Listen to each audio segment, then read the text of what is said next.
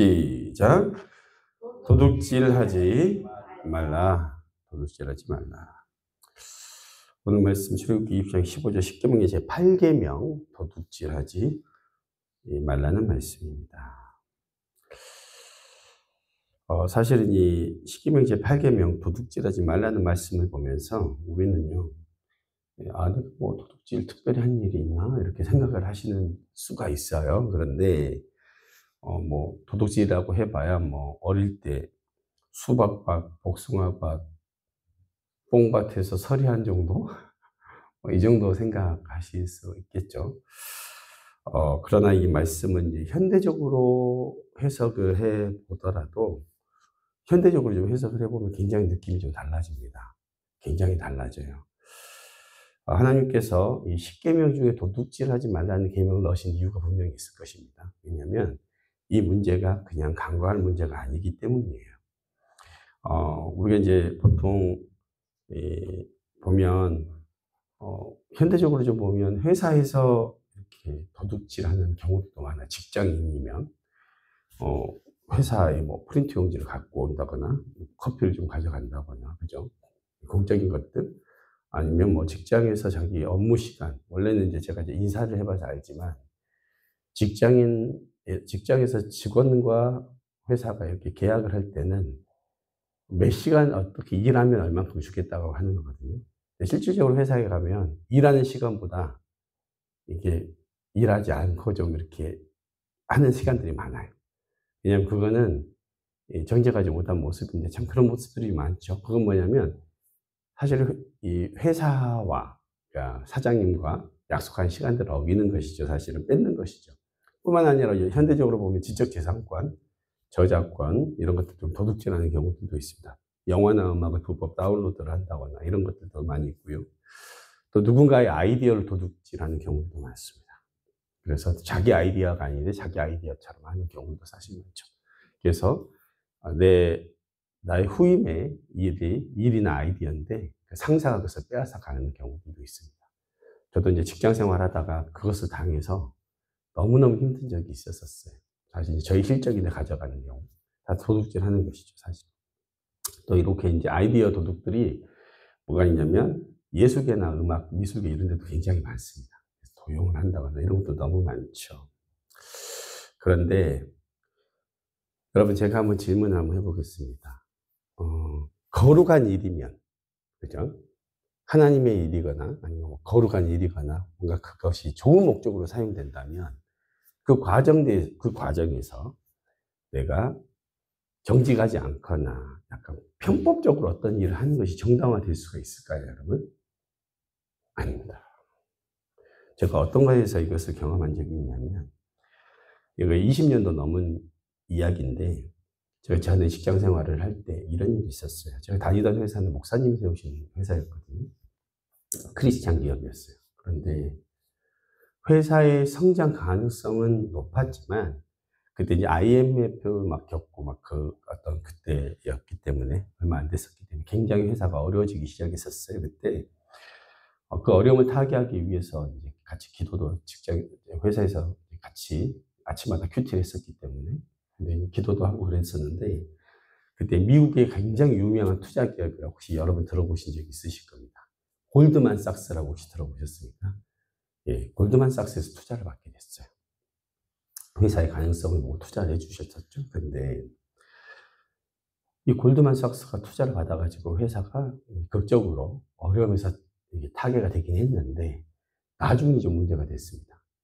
왜냐하면 목사님이 세우신 회사는 이 회사의 목적이 뭐였냐면 돈을 많이 버는 게 목적이 아니었어요. 돈을 벌어서 선교사님들 돕고 아프리카 아이들 가르치고 뭐 이런 일들로 거의 했었단 말이에요. 왜냐하면 회장님이신 목사님은 지금도 이제 20년도 지났지만 지금도 집이 없어요. 본인 집이 없어. 네, 전세 살면서 그냥 그렇게 살아요. 근데 문제는 뭐냐? 그때 몇백억, 20년 전에 몇백억이면 지금 느낌은 뭐겠어요? 네, 그런 느낌이에요. 근데 그렇게 투자를 받아서 하는데 그때부터 골드만삭스에서 관리가 들어오는 겁니다. 돈 어디다 썼냐? 왜 이렇게 많이 썼냐? 뭐 이런 거 있잖아요. 들어오는 거예요. 근데 이제 목사님은 뭐예요? 회장님은 내가 자기 좋은 일을 써야 되는데 이렇게 걸림과 제동이 되는 거예요. 그리고 그 전에는 그냥 뭐 성교사님도 찾아와서 뭐 하시면 이렇게 막 도와주고 이랬는데 그게 이제 막 쉽게 하기가 어려워져 버린 거예요. 그러면서 굉장한 부딪힘이 있었던 것도 제가 좀 봤어요. 근데 그때 느꼈던 건 뭐냐면 미국 같은 나라들은 선진국은 뭔가 돕거나 후원하거나 뭐 하더라도 그걸 어떻게 한다? 굉장히 투명하게 합니다. 투명하게 해요. 그걸 보면서 그래 거룩한 일이든 뭐든 그잖아요. 그게 목적이 좋다 할지라도 그 과정도 어떻게 하는 게 맞다? 투명하게 하는 것이 정말 맞다라는 것을 그때 제가 배웠던 거예요. 그런데 여러분 우리가 뭘 하든지 성경의 말씀을 근거로 우리의 삶을 돌아봐야 됩니다. 거울처럼. 오늘 이 도둑질하지 말라는 말씀. 제가 오늘 이렇게 보통 제가 이제 새벽 3시 정도 일어나서 말씀 준비를 하는데 오늘은 준비할 시간이 좀 작을 정도로 너무 부족할 정도로 이게 말씀이 이게 말씀을 파고 들어가 보니까 정말 우리가 좀 돌아봐야 될 게 많겠다라는 생각이 좀 들었습니다. 오늘 한번 좀 말씀 한번 봐볼게요. 자, 우리가 한번 누가복음 20장 22절에 보면 이런 말씀이 있어요. 뭐 안 찾아보셔도 될 것 같아요. 하루는요, 서기관들과 대제사장들이 예수님을 책잡기 위해서 총독한테 넘겨버리려고요, 계획을 세웁니다. 그래서 정탐들을 보내서 예수님이 하는 대답을 듣게 만들어요. 그래서 예수님이 실성을 잡아가 버리려고. 왜냐하면 그 당시 로마가 이스라엘이 로마의 속국으로 있었기 때문에 우리로 보면 일제 치하에 있으니까 일제에 대해서 뭔가 잘못 말하면 잡아가듯이 이제 그런 것들을 노리고 예수님에게 바리새인과 서기관들이 질문을 합니다. 뭐라고 질문을 하냐면 누가복음 20장 22절에 우리가 가이사에게 세를 바치는 것이 옳으니까 옳지 않으니까? 라고 물어봐요. 그죠? 이거는 이제 책 잡으려고 하는 거예요. 뭐 세를 바치지 말아라, 뭐 하나님 어쩐다 이러면 또 이제 뭐 어디든 치우치면 그걸 가지고 책을 잡으려고 하는 거예요. 근데 이때 예수님이 그들의 강궤를 하시고 굉장히 놀라운 대답을 하십니다. 혹시 여러분 펴신 분 있으면 한번 읽어보시겠습니까? 20장, 누가복음 20장 25절. 시작. 이르시되 그런즉 가이사의 것은 가이사에게, 하나님의 것은 하나님에게 바치라. 예, 책 잡으려고 했다가 뒤통수로 한 방 빵 맞습니다. 예, 책을 잡을 수 없는 말씀을 하시는 것이죠. 여러분 이 말씀과 연관지어서 생각해 볼 것은 예수님 당시에 지배국가였던 로마에게 바치는 세금, 그죠? 그리고 하나님에게 바치는 헌금, 그죠? 이것을 어떻게 하셨어요? 정확히 구분을 딱 하신 거예요. 그래서 가이사의 것은 뭐예요? 국가에 내야 되는 것은 어떻게 해라? 그렇죠. 세금은 나라에 제대로 내고, 그죠? 자, 그러면 하나님 나라의 세금, 하나님의 나라에게 드려야 될 헌금은 또 어떻게 해야 된다? 정확하게 하나님 앞에 드려라. 이 말씀을 하시는 거예요. 자, 오늘 말씀 제가 한 3가지 정도로 준비해 왔는데, 첫 번째는 뭐냐면, 현대를 사는 우리는요, 국가나 정부의 돈을 도둑질하는 경우가 많습니다. 여러분, 국가나 그러니까 가이사의 것을 가이사에게 내야 되는데 이걸 제대로 하지 않는 경우들이 많아요. 오늘날 세무사들이 하는 가장 중요한 일 중에 하나가 뭐냐면 국가에 내야 되는 세금을 줄여주는 일을 너무 잘해요.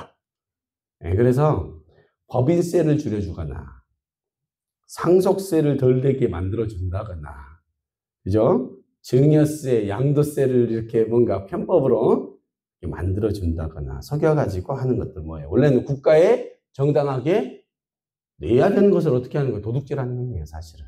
그렇지 않습니까? 그런 행위들을 한다는 거예요. 전문가가 붙어버리니까 몇십억의 세금을 내야 될 게 그냥 몇천만 원으로 끝나는 경우를 저는 많이 봤어요. 참 대단하더라고요, 그분들. 이제 그분들이 급여를 많이 받는 이유가 있더라고요. 네. 그런데 이런 것뿐만이 아닙니다. 국가에서 지원금을 받는 경우가 있죠. 지원금을 타내기 위해서 어떻게 해요? 우리는 없는 말들을 지어내기도 합니다. 그죠? 예? 뭐 나무가 몇 그루 더 이렇게 하기도 하고, 그죠? 예. 특히 시골에서 그런 것들이 좀 있는 것 같아요. 그리고 보상을 더 받아내기 위해서 거짓으로 뭔가 서류를 꾸미거나 이런 경우도 사실 많이 있다는 것이죠. 우리 같은 시골에서 흔히 우리가 저지를 수 있는 이제 이렇게 국가를 상대로 하는 도둑질이 있을 수가 있다는 거예요. 예. 저는 여러분들에게 지금 성경의 말씀을 그대로 풀어준다는 거 보시면 좋을 것 같습니다. 또 두 번째는 뭐냐면 하나님의 것은 하나님께 바쳐야 된다고 하셨잖아요. 그죠? 가이사의 것은 가이사에게, 그죠? 하나님의 것은 하나님께 바쳐야 되는데, 자, 하나님의 것을 도둑질하는 경우예요. 이건 뭐냐? 말라기서 3장 8절에서 10절까지의 말씀인데요. 제가 읽어드리겠습니다. 말라기서 3장 8절에서 10절인데요. 사람이 어찌 하나님의 것을 도둑질하겠느냐? 그러나 너희는 나의 것을 도둑질하고도 말하기를 우리가 어떻게 주의 것을 도둑질하였나이까 하는도다. 이는 곧 11조와 봉헌물이라. 너희 곧 온 나라가 나의 것을 도둑질하였으므로 너희가 저주를 받았느니라. 만군의 여호와가 이르노라. 너희의 온전한 11조를 창고에 들여 나의 집에 양식이 있게 하고 그것으로 나를 시험하여 내가 하늘문을 열고 너희에게 복을 쌓을 곳이 없도록 붙지 아니하나노라. 성경에 이렇게 나와 있어요. 하나님은요, 우리들에게 온전한 11조를 드리라고 명령을 하셨어요. 온전한 11조를. 그러나 우리는요, 온전한 11조를 드리지 못하고 있는 것이 우리들의 현실입니다. 11조는 누구의 것이라 그랬어요? 하나님의 것. 근데 우리가 하나님의 것을 제대로 드리지 못하고 있다는 건 뭐예요? 하나님의 것을 도둑질하고 있다는 거예요. 성경이 그대로 말라기서에서 그렇게 말을 하고 있어요. 왜냐하면 그때도나 지금이나 이런 일들이 벌어지고 있기 때문이에요. 그런데 사실요, 정확하게 우리는 얼마를 버는지 잘 몰라요. 현대는 그래요. 그죠? 뭐 통장에서 이자가 얼마나 들어오는지 뭐 이런 것들 일일이 계산하기는 어렵잖아요. 특히 돈이 많은 사람은요, 자기가 세금을 내야 되고, 또 버는 것도 있지만 또 세금도 내야 되는 것도 정확히 계산이 어렵습니다. 그래서 정산이나 이런 것도 당월에 못 해요. 그래서 분기로 하거나 다음 달에 하거나 이렇게 되기 때문에 사실은 세밀하게 체크해서 하기가 쉽지가 않습니다. 그래서 정말 적절하게 내가 내야 되는 11조의 양을 계산하면서 드린 사람들이 많지가 않죠. 지금 이 말라기서에서는요, 이 도둑질하는 거에 대해서도 얘기는 하지만 실질적으로 이 도둑질하는 거에 방점이 있는 것이 아니라 누구나 다 그러고 있다. 그러나 무슨 말씀을 하냐면 하나님께서 정하는 11조를 너희들이 온전히 드리려고 노력을 할 때, 그죠? 하나님이 너희에게 얼마나 축복을 해주시니까 너희가 봐라. 그 얘기를 하는 거예요. 왜냐하면 그거 쉽게 생각하니까. 쉽게 도둑질하고 그냥 온전하게 드리지도 않고 있으니까 어떻게 해라. 너희가 한번 노력을 해봐라. 그럼 어떻게 되냐? 확실히 내가 너희에게 갚아주고 복을 주겠다라고 약속해 주시는 거예요. 그 믿음을 갖게 만들어 주시는 것이죠. 그러니까 뭐냐면 정말 이거는 하나님을 정말 믿어야 드릴 수가 있는 거예요. 그러니까 뭐냐면 저 같은 경우는요, 제가 소득이 생기잖아요. 그럼 가장 먼저 떼놓는 게 11조나 헌금입니다. 이건 드려야 되니까 먼저 그걸 떼놔요. 그걸 떼놓고 나에게 있는 것들로 사용하지. 내가 먼저 다 쓰고 나서 이제 이게 좀 수입이 남아있으면 그걸로 드리는 게 아니라는 것이죠. 예. 이것이 자세라는 거예요. 이것이 굉장히 중요하다는 거예요. 그래서 하나님께 드릴 거, 하나님의 것은 먼저 떼어 놓는 것들. 이것이 굉장히 중요합니다. 세 번째, 내가 가진 소유 중에서 나의 것이 아닌 것이 하나 더 있답니다. 그것은요, 가난한 이웃에게 남겨야 할 것들을 도둑질하는 행위라는 거예요. 성경에 보면 이런 말씀이 있습니다. 밭에서 곡식을 벨 때 곡식 묶음 하나를 입고 왔으면 다시 그것을 가지러 가지 말고 가난한 이웃을 위해서 그대로 두게 있습니다. 신명기 24장 19절에. 또 감람나무 열매를 다 떨고 나서 남은 것이 있는지를 살피지도 말아야 했습니다. 왜냐하면 그 누구를 위해서 남기라는 거예요? 가난한 사람들을 위해서 남겨라. 그게 다 네 것이 아니다라는 거예요. 포도원에 포도를 딴 후에 남은 것이 있어도 그것을 따지 말고 객과 고아와 과부를 위해서 남겨두어야 했습니다. 신명기 24장에 나와요. 또 곡식을 거둘 때 발 모퉁이까지 다 거두지 말고 떨어진 이삭도 죽지 말아야 했습니다. 레위기서 19장 9절에서 10절. 이게 다 뭐예요? 자, 그게 다 내 거라는 줄 알았는데 어떻게 해요? 그 중에 하나님 것도 있고 누구 것도 있다? 가난한 이웃의 것도 있다는 거예요. 하나님, 이게 구약의 말씀이니까 신약에서는 상관없는 거예요? 아니에요. 하나님은 우리에게 주신 것들을 가지고 어떻게 하기를 원하시는 거예요? 그들을 위해서 베풀고 나누기를 원한다는 말씀. 여러분, 우리가 가진 것 중에 불우한 이웃과 소외된 사람들을 위해서 흘려보내야 될 것이 있다는 것입니다. 근데 이건 비단 개인의 문제뿐만 아니라 교회도 마찬가지입니다. 교회는 헌금을 받는 곳이니까 받았으니까 우리끼리만 쓴다? 아니에요. 교회도 흘려보내야 합니다. 구제를 위해서, 선교를 위해서 흘려보내야 됩니다. 개인도 마찬가지입니다. 우리가 그냥 그것을 가지고 있지 않다는 것은 뭐예요? 도둑질하는 거예요. 가난한 이웃의 것들을 도둑질하는 거예요.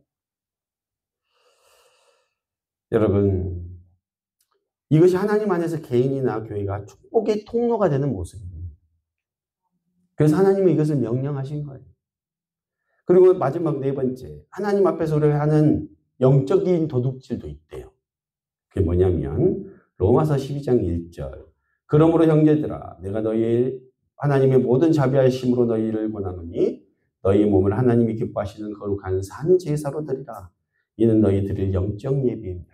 이 뭐냐면 이 말씀은요, 우리 인생이 내 것이 아니라 누구 거다? 하나님의 것이다. 우리의 삶이 하나님 앞에 온전히 산 제물로 드려져야 한다는 말씀이에요. 이미 구원받은 사람들은 이제 인생이 내 것이 아니라 누구 것이다? 하나님의 것이에요. 그분의 영광을 위해서 살아야 된다는 거예요.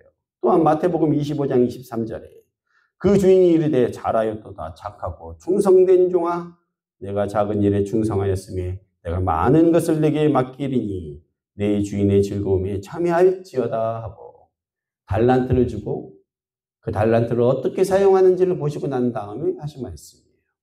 이 달란트는 제가 말씀드렸죠. 우리에게 주신 은사와 재능을 말하는 것입니다. 하나님이 우리에게 건강을 주셨고 물질을 주셨고 재능을 주셨어요. 그것을 나만을 위해서 사용하는 게 아니라 누구를 위해서 사용해야 되는 거예요? 하나님의 영광을 위해서 사용해야 되는 것이에요. 근데 그것이 마치 내 인생인 것처럼 내 능력인 것처럼 나만을 위해서 가지고 사는 것은 뭐예요? 하나님의 것을 영적으로 도둑질하는 행위라는 거예요. 그래서 하나님 믿는 우리들은요, 잘못하면 횡령죄와 배임죄에 걸리게 됩니다. 뭐예요? 횡령죄는 하나님이 주신 달란트, 은사를 나만을 위해서 사용해서 하나님의 영광을 위해서 사용하지 않는 것은 뭐예요? 횡령죄예요. 그죠? 또 배임죄는 뭡니까? 내 이웃을 내 몸과 같이 사랑하라고 하시 명령을 주시고 그걸 실천할 수 있도록 우리가 물질도 주시고, 그죠? 건강도 주시고 시간도 줬는데 그거 뭐예요? 나만을 위해서 사용합니다. 그죠? 그거 무시해버리고 신경 쓰지 않아버려요. 배임죄가 되버려요. 아무리 거룩한 것이라 할지라도 우리는 하나님과 사람들 앞에서 거룩하고 흠이 없도록 하는 아름다운 주의 권속들이 되어야 해요. 이거 하나님이 우리에게 원하시고 바라시는 것입니다. 우리는 우리도 알지 못한 사이에 하나님의 것을 도둑질하고, 그죠? 도둑질하고 수많은 도둑질하고 살았다는 거예요. 그런데 하나님은 우리에게 세상의 빛과 소금이 되라고 하셨고 또 주의 아름다운 덕을 선전한 사람이 되라고 하였는데 도리어 세상과 똑같거나, 그죠? 아니면 세상보다 더 교묘하게 세상을 속이고 있는 모습이 있다면 어떻게 해야 된다? 회개해야 한다라는 거예요. 이 새벽에 주신 우리에게 말씀이에요. 정치인들처럼 말만 번절하는 것이 아니라, 그죠? 말과 행위에서 정말 하나님의 영광을 드러내고 빛을 드러내는 주의 권속들이 되시기를 예수님의 이름으로 권면드립니다. 이 10계명, 8계명은요, 정말 어려운 말씀이에요. 이것을 완벽하게 지키는 사람들이 없어요, 사실은. 그러나 이 계명을 마음에 담고 살아가는 사람과 그냥 이거 신경 쓰지 않고 무시하고 살아가는 사람의 삶은 완전히 다를 수 있다라는 것입니다.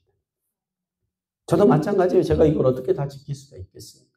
그러나 하루하루의 삶 속에서 하나님 안에서 하나님 것을 도둑질하지 않고, 그죠? 이웃의 것을 도둑질하지 않고 내게 주신 서 달란트를 나만을 위해서 사용하지 않겠다라고 다짐하며 살아갈 때 하나님의 기쁨이 되고 여러분들이 더 주님의 빛 가운데 나아가고 주님을 닮아가는 주의 권속들 되실 줄 믿습니다. 이 은혜가 우리에게 있기를 예수님의 이름으로 축원합니다. 기도하시겠습니다. 살아계시고